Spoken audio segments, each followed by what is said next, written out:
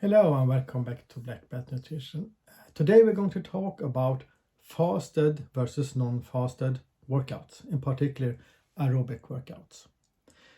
Is there a difference? Is it better to be fasted or not? Well, if you are interested in that, we will answer that question here today. This is a topic often discussed, and often there's very strong opinions about it, that you need to be fasted because then you will burn much more fat during your workout, in particular if you walk or if you run. And this is true, you will burn more fat if you're fasted, in particular compared to if you eat a meal with carbohydrate before you work out. But what happens is, if you have two persons eating the same amount of food, same amount of calories, it doesn't really matter. Because if you eat prior to your workout, you will burn some more carbs and less fat during the workout. But after the workout, before next meal, you will instead burn more fat.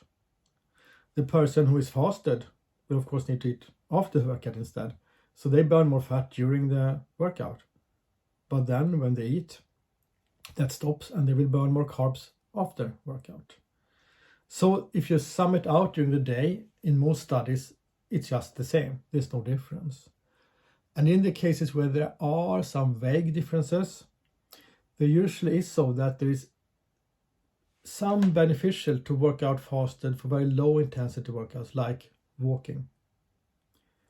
But if you go to a little bit higher intensity like jogging, there might be some advantages, at least once it comes to fat loss, to do it after a meal, so you eat a meal before.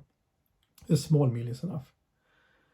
And the reason for this probably is that if you're fasted and do something very low intensity, you will just need fat.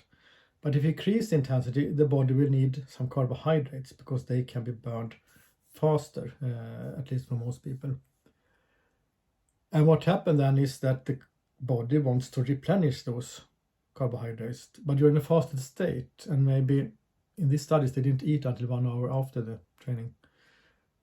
The body will then make its own carbohydrates, its own glycogen, because it's not an essential nutrient, the body can make it. But it will need protein to do it. And then it will take protein from you, which you usually do not want. You want your protein and your muscle to be untouched. So that could be why when you increase the intensity and you don't have any carbs to burn, you burn your own, and then the body starts to take some protein and convert them to carbs to replenish itself right away. And that balances things a little bit to the negative, so you burn a little bit less fat. And then if you do it fasted in low intensity, you might burn a little bit more fat, just when you just keep it low intensity. Then there are some other physiological differences, but they're quite minor.